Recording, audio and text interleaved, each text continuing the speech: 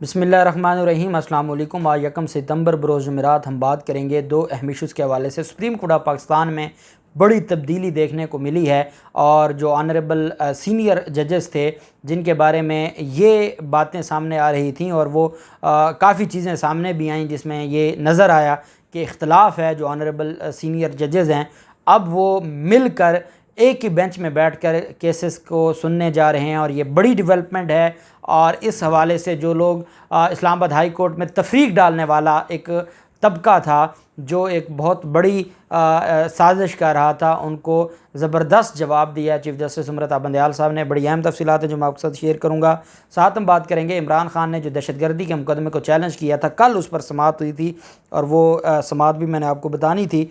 एक और नई दरख्वास्त दायर की गई थी इलेक्शन कमीशन के ख़िलाफ़। पीपल्स पार्टी और नून लीग को उसमें फ़रीक बनाया गया था, उसमें भी बड़ी अहम डेवलपमेंट हुई है और पाकिस्तान तहरीक इंसाफ की तरफ से फ़रूख हबीब ने यह दरख्वास्त दायर की है, उसकी तफसील भी मैं आपके साथ शेयर करूँगा। पहले तो मैं आपको बताता चलूँ कि सुप्रीम कोर्ट ऑफ पाकिस्तान में जो हरासमेंट केस है उसमें बड़ा अहम फ़ैसला सामने आया है। PTV के अत्तर फ़रूक भुट्टर, उनके ख़िलाफ़ जिनसी हरासगी का जो मामला था 2016 में आया था, जिसमें ये कहा गया था कि TV में ख़वातीन को ओहदे का लालच देकर जिनसी हरासा किया गया। अत्तर फ़ारूक भुट्टर को 6 मुतासरा ख़वातीन को 5-5 लाख रुपए जुर्माना अदा करने का हुक्म दिया है सुप्रीम कोर्ट ऑफ पाकिस्तान ने।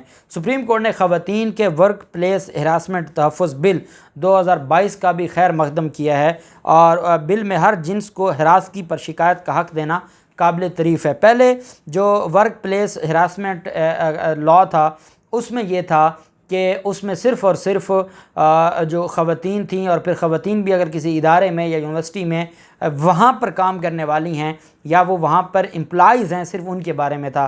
फिर ये वर्क प्लेस हरासमेंट तहफ़्फ़ुज़ बिल 2022 आया, जिसके बाद फिर हर वो शख्स जिसको हरासमेंट की जाती है और उसमें ट्रांसजेंडर्स को भी शामिल किया गया था और हर तरह की हरासमेंट को उसमें डील किया गया था। तो उसमें पाकिस्तान टेलीविज़न की 6 ख़वातीन ने 2016 में जो न्यूज़ कंट्रोलर अत्तर फ़ारूक भुट्टर थे उनके ख़िलाफ़ ये दायर किया था। उसने अपील की थी।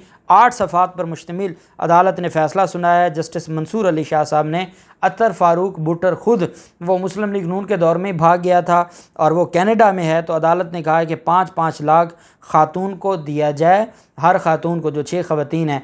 और फ़ारूक भुट्टर अगर ख़ुद नहीं अदा करता तो उसकी जायदाद को नीलाम करके उसमें से जो जुर्माना है वो अदा किया जाए। तो अदालत ने ये जुर्माना लगाया है और अब इसमें ये बड़ा एक अहम फ़ैसला है। और ये जो वर्क प्लेस हरासमेंट का मामला है जो आए रोज़ हम देखते हैं यूनिवर्सिटीज़ में जो मुख्तलिफ़ जगह पर जॉब्स करने वाली ख़वातीन हैं, स्टूडेंट्स हैं, फ़ीमेल स्टूडेंट्स हैं, तो ये सारी चीज़ें उसमें शामिल की गई हैं और ये एक बड़ी डेवलपमेंट हुई है।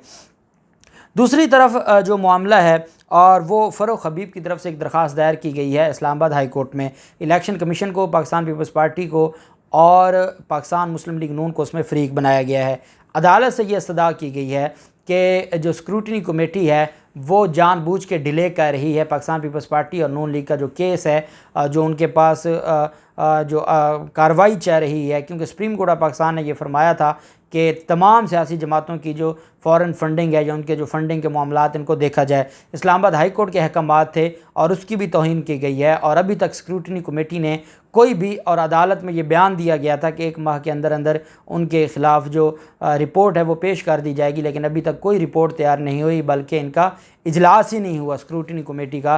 फ़रूख हबीब ने यह दरख्वास्त दायर की है इस्लामाबाद हाई कोर्ट में, जिस पर आज समाअत होगी और उसमें इलेक्शन कमीशन को, पीपल्स पार्टी और नून लीग को फ़रीक बनाया गया है। और ये ज़रूरी है कि जब ये फ़ॉरेन फंडिंग का इल्ज़ाम इमरान खान पर लगाते हैं और एक फ़ॉरेन फंडिंग की वजह से ये समझते हैं कि इमरान खान को ताहयात नाअहल करार दिया जाए, PTI पर पाबंदी लगा दी जाए, इनकी बड़ी ख्वाहिशात हैं, तो क्या इनका अपना किरदार क्या है और इनका अपना मेयार क्या है वो भी सामने आना चाहिए। तो मैं उम्मीद करता हूँ कि आज इस्लामाबाद हाई कोर्ट की तरफ से, और मुझे उम्मीद है कि ये चीफ़ जस्टिस अत्तर मिनल्ला साहब के पास केस लगेगा और अत्तर मिनल्ला साहब इस केस को सुनेंगे। एक बात मुझे कल नहीं समझ आई, जो तौहीन अदालत का केस था इमरान खान के ख़िलाफ़ और जिसमें अदालत ने बताया कि हम आपको बता देते हैं कि रात 12 बजे क्यों खुली थी, हम अगर रात को 12 बजे ना खोलते तो वही होना था जो अक्टूबर में हुआ था, अक्टूबर 1999 में, जब मार्शल लॉ लगा था और जब परवेज़ मुशर्रफ को हटा के एक और जो जर्नल थे उनको बिठाया गया था, तो उसका हवाला दिया। अब मैं कल से ये बात सोच रहा था कि क्या उस रात कुछ ऐसा होने वाला था जिसकी तरफ चीफ जस्टिस अतर मिनल्ला साहब इशारा कर रहे हैं कि अगर उस रात अदालतें ना खुली होती तो वो अक्टूबर वाला जो था वही रिपीट हो सकता था।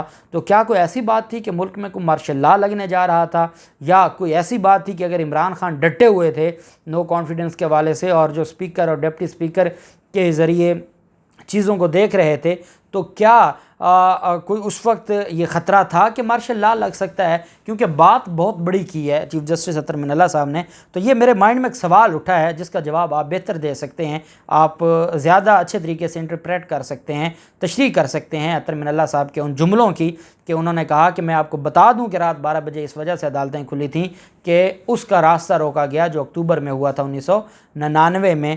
तो उस वक्त जो हुआ वो तो हम सब जानते हैं। तो क्या उस तरह का कुछ रिपीट होने वाला था? ये एक बड़ी अहम बात की है चीफ जस्टिस अतर मिनल्ला साहब ने। बहरहाल इमरान खान ने दहशतगर्दी का मुकदमा चैलेंज किया था और कल उसके ऊपर समाअत हुई थी। चीफ जस्टिस अतर मिनल्ला साहब की तरफ से समाअत की गई थी और जिसमें साबिक़ वज़ीर-ए-आज़म इमरान खान के ख़िलाफ़ दायर दहशतगर्दी का जो मुकदमा था उस पर समाअत की। अदालत ने केस की समाअत करते हुए IG, DIG पुलिस, मुद्दई मुकदमा मजिस्ट्रेट और SHO को नोटिस जारी करते हुए जवाब तलब कर लिया। इमरान खान की अखराज मुकदमा की दरख्वास्त पर पुलिस को 8 सितंबर के लिए नोटिस जारी किए गए। आज चूँकि इमरान खान ने दोबारा पेश होना है, उनकी ज़मानत की दरख्वास्त है और उस पर जो अदालत में आज पेशी है इंसदाद दहशतगर्दी अदालत में, हो सकता है इमरान खान की तरफ से अदालत में एक दरख्वास्त दी जाए और आज हाज़िरी से इस्तिस्ना मांगी जाए, क्योंकि अबूरी ज़मानत है तो इस्तिस्ना मांगी जा सकती है सिक्योरिटी के मामलात को देखकर। क्योंकि अभी पाकिस्तान तहरीक इंसाफ ये चाहेगी कि 8 सितंबर की तारीख़ है जो अखराज मुकदमा की दरख्वास्त है इमरान खान की, और 8 सितंबर के बाद ही पाकिस्तान तहरीक इंसाफ ये चाहेगी कि उनको उनकी जो अबूरी ज़मानत है उसको एक्सटेंड किया जाए, इमरान खान की अबूरी ज़मानत को। और वो चाहते ये हैं कि पाकिस्तान की जो हमारे इस्लामाबाद हाई कोर्ट है वो इस मुकदमे को ख़ारिज कर दे। जब मुकदमे को ख़ारिज कर दिया जाएगा तो उसके बाद फिर अबूरी ज़मानत वैसे ही विड्रॉ हो जाएगी। तो अब देखना यह है कि आज इमरान खान ख़ुद पेश होते हैं या नहीं होते।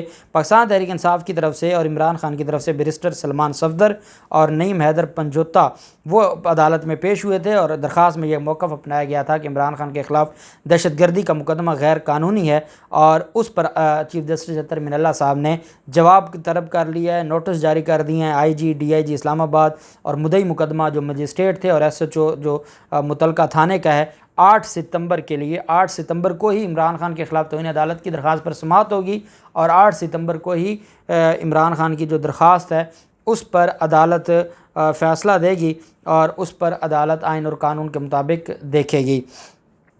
अब दूसरी तरफ जो मामला है वो ये है कि आप जानते हैं कि पाकिस्तान की जो सबसे बड़ी अदालत है सुप्रीम कोर्ट ऑफ पाकिस्तान, तो काफ़ी अरसा से जो ये चीज़ें महसूस हो रही थी कि काजी फ़ाज़िल साहब को अहम केसेस के बेंच का हिस्सा नहीं बनाया जाता। जिस बेंच में ख़ुद चीफ जस्टिस उमर बंदयाल साहब होते हैं उसका हिस्सा नहीं बनाया जाता।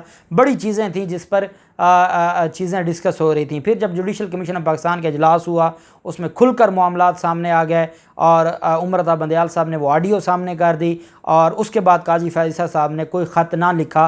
पहले उनका वक्तन फ़वक्तन ख़त आता रहता था लेकिन उसके बाद फिर ख़त आना ख़त्म हो गया। अब जो सबसे अहम डेवलपमेंट है, और मैं उस वक्त भी ये गुजारिश कर रहा था, मैं बतौर कानून का तालिब इल्म हम इन्हीं ऑनरेबल जजेस से सीखते हैं कि ये मरीम नवाज़ जो ग्रुप था ये चाहता ये था कि साजिश पैदा हो और ये साजिश में जो तफरीक पैदा करना चाहते थे सुप्रीम कोर्ट ऑफ पाकिस्तान में, और ये बहुत बड़ी साजिश थी, ख़तरनाक मंसूबा और ख़तरनाक साजिश थी। और ये इनकी तरफ से बार बार इस बात का जिक्र किया जाता था और ये बेंच फिक्सिंग की बातें करते थे और ये कहते थे कि उन जजेस को शामिल नहीं किया जाता, फ़लाँ है, और ये कहते थे कि जो एंटी PMLN हैं सिर्फ उन्हीं को बेंच का हिस्सा बनाया जाता है। तो उसका मतलब ये है कि ये बाकी जजेस को ये कह रहे थे कि वो प्रो PMLN है। तो ये बहुत बड़ा इन्होंने एक साजिश की हुई थी। और फिर क्योंकि वो सीनियर जज हैं सुप्रीम कोर्ट के काजी फ़ाज़िल साहब और उन्होंने कुछ अरसे बाद चीफ जस्टिस भी बनना है, तो ये चीज़ें थी जिसकी वजह से अवाम में गैर यकीनी सूरत हाल पैदा हो रही थी। फिर जब काजी फ़ाज़िल साहब के हवाले से इमरान खान की तरफ से भी ये कहा गया, पाकिस्तान तहरीक इंसाफ की क़यादत की तरफ से भी ये कहा गया कि हम काजी फैज़ल साहब के ख़िलाफ़ उनके ख़िलाफ़ जो रेफरेंस था हम उसके हक़ में नहीं थे, लेकिन जो रेफरेंस है वो फ़रूक नसीम साहब की तरफ से दायर किया गया या वो इस मामले को आगे लेके आ रहे थे। फ़रूक नसीम साहब का क्या बैकग्राउंड था वो सब जानते हैं। अब जो डेवलपमेंट ये हुई है कि ये पहली बार ऐसे हुआ है बतौर चीफ़ जस्टिस उमर बंदयाल साहब ने जिस बेंच को वो हेड कर रहे हैं उस बेंच में जस्टिस काजी फैज़ल साहब को और जस्टिस सैयद मंसूर अली शाह साहब को शामिल किया गया है। ये 3 रुकनी बेंच है। ये रोस्टर जारी किया गया है सुप्रीम कोर्ट ऑफ पाकिस्तान की तरफ से। 5 सितंबर से 9 सितंबर 2022 तक जो रोस्टर पे सामने आया है उसमें जो 3 रुकनी बेंच है उसमें जस्टिस उमर बंदयाल साहब हैं जो ऑनरेबल चीफ़ जस्टिस हैं, मिस्टर जस्टिस काजी फैज़ल साहब हैं और मिस्टर जस्टिस सैयद मंसूर अली शाह साहब हैं। इसके अलावा जो बेंच 2 है उसमें जस्टिस एजाज़ुल हसन साहब और जस्टिस मज़ार अली अकबर नकवी साहब हैं। बेंच 3 में मिस्टर जस्टिस जमाल ख़ान मंदोखेल और जस्टिस आयशा मलिक साहबा हैं। और इसी तरह जो बेंच 3 है वो 11:30 बजे के बाद उसमें जस्टिस एजाज़ुल हसन साहब, जस्टिस जमाल ख़ान मंदोखेल साहब और जस्टिस आयशा मलिक साहबा, ये by order of honourable chief justice Abdul Razzaq जो एडिशनल रजिस्ट्रार हैं उन्होंने 31 अगस्त 2022 को ये रोस्टर जारी किया है। और ये बहुत बड़ी डेवलपमेंट है, खुश आइन चीज़ है, ये हमारी सुप्रीम कोर्ट ऑफ पाकिस्तान में होना चाहिए था। ये जो तफरीक पैदा करने की कोशिश कर रहे थे ये उनको एक मुंह तोड़ और करारा जवाब है। अब देखते हैं इंशाअल्लाह जो बेहतरी आ रही है। और जैसे उस दिन बड़े सख्त जो मुस्लिम लीग नून के वकील हैं एडवोकेट जनरल इस्लामाबाद जहांगीर जदून साहब, उनके हवाले से जितना सख्त जुमले काजी फैज़ल साहब ने बोले हैं तो उम्मीद की जाती है कि काजी फैज़ल साहब उसी तरह सख्त फ़ैसले देंगे इस हुकूमत के हवाले से। और जो नैब के कानून है और बाकी कवानीन इनके हवाले से भी अच्छी खबरें सुनने को मिलेंगी। आज वैसे समात है जो ऑनरेबल सुप्रीम कोर्ट में और उसमें जो बेंच है उसमें जो जस्टिस उमर बंदयाल साहब हैं, जस्टिस एजाज़ुल हसन साहब हैं, मज़ाहर अली अकबर नकवी साहब हैं। तो देखते हैं कि आज क्या होता है। नैब के तरमीम के ख़िलाफ़ जो इमरान खान की दरख्वास्त है उस पर भी समात होनी है, उसकी भी जो तफसील होगी आपके साथ शेयर करते रहेंगे। अल्लाह पाक पाकिस्तान कामी और नासिर हो। बहुत शुक्रिया। अल्लाह हाफ़िज़। पाकिस्तान ज़िंदाबाद।